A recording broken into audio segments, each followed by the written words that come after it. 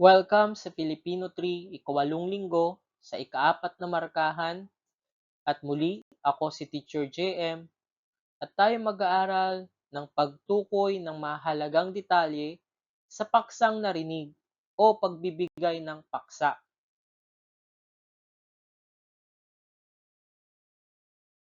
Halina't tayo'y muling matuto ng ating aralin. Handa na ba kayo? Tara, simulan na natin. At ang ating layunin, kayo ay inaasahang matutukoy mo ang mahalagang detalye kaugnay ng paksang narinig at maibibigay ang paksa ng kwento o sanaysay na napakinggan. Una sa lahat, tukuyin muna natin kung ano ang paksa. Ito ang nagsasabi kung tungkol saan ang isang kwento o sanaysay. Maaari itong matagpuan sa unahan, gitna, o hulihan ng kwento o sanaysay.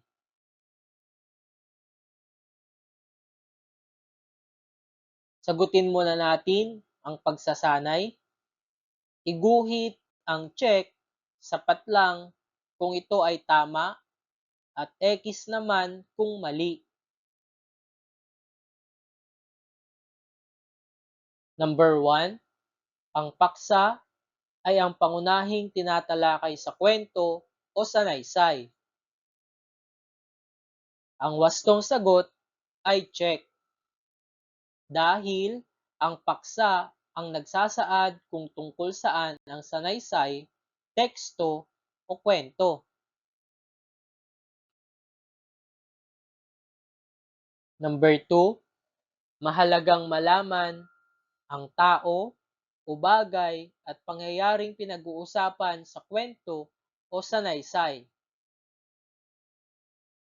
Ang wastong sagot ay check.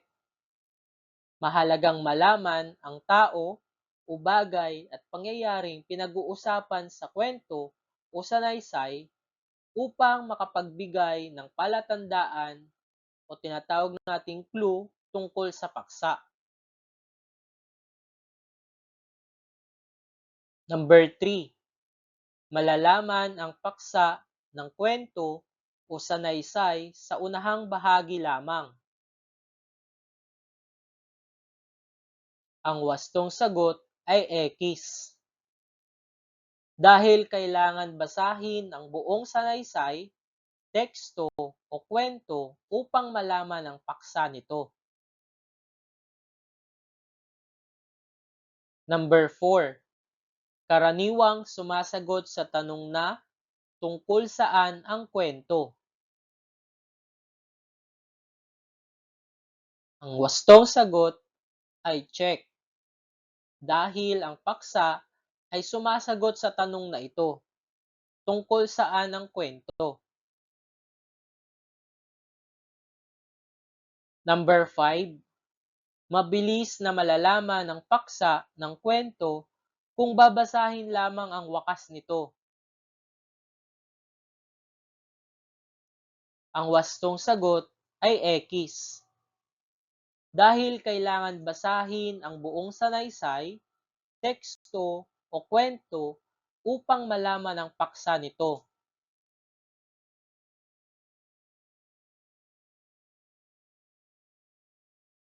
Ngayon naman, ating basahin ang isang kwento. Pagkatapos ay sagutin natin ang sumusunod na katanungan. Handa na ba kayo? Tara, simulan na natin.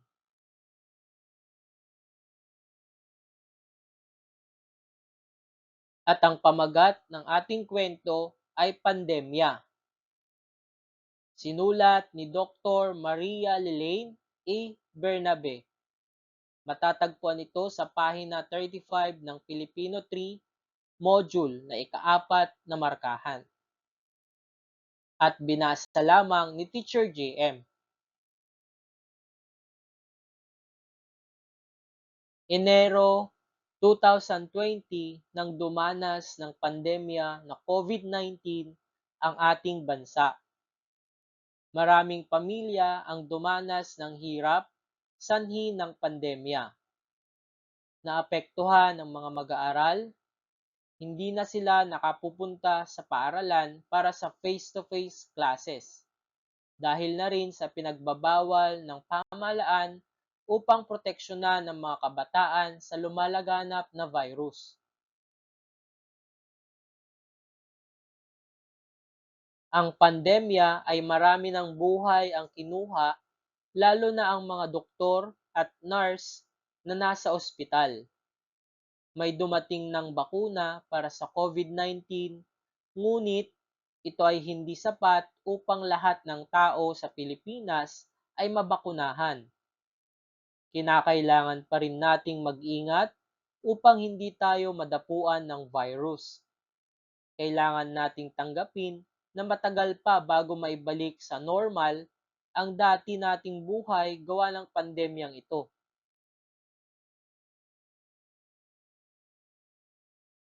At ngayon naman, ating sagutin ang mga sumusunod na katanungan. Number 1. Tungkol saan ang sanaysay? A. Pandemya dulot ng COVID-19. B. Maraming pamilya ang naghirap. C. Maingat dahil sa virus. D. Ang bakuna. Number 2. Ano ang paksa ng talatang binasa? A. Ang pandemya ay maraming buhay ang kinuha. B. Matagal pa bago maibalik sa normal ang dati nating buhay. C. Kailangang mag-ingat upang hindi mahawaan ng virus. D. Naapektuhan ang mga mag-aaral. Number 3. Anong sakit ang dulot ng pandemya? A. Virus. B. COVID-19. C. Lagnat at ubo. D. Dengue.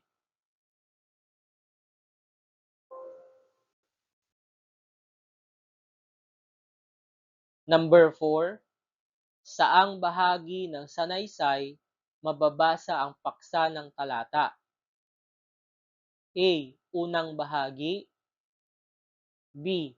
Gitnang bahagi. C. Huling bahagi. D. Hindi nabanggit.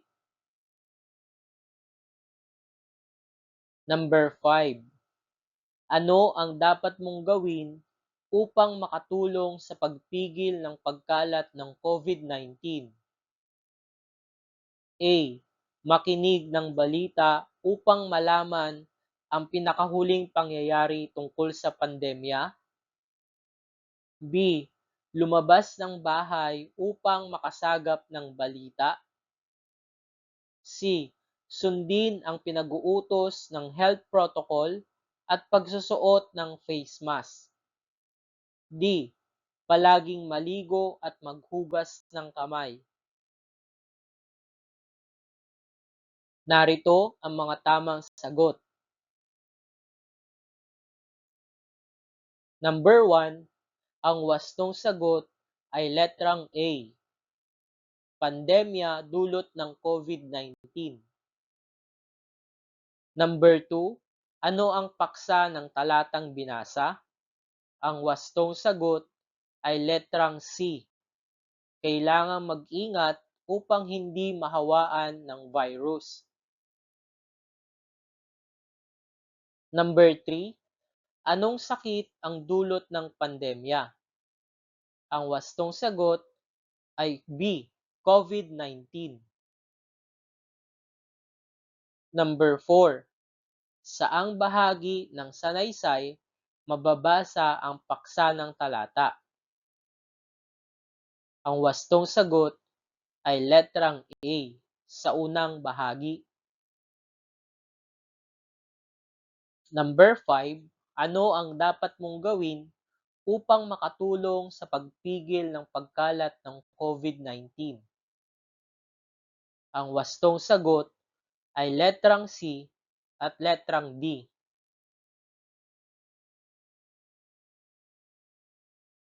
At diyan nagtatapos ang ating leksyon tungkol sa pagtukoy ng mahalagang detalye sa paksang narinig o pagbibigay ng paksa.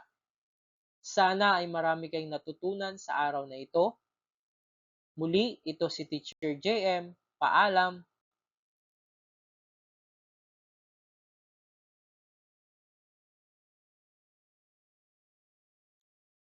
At maraming maraming salamat sa inyong panonood.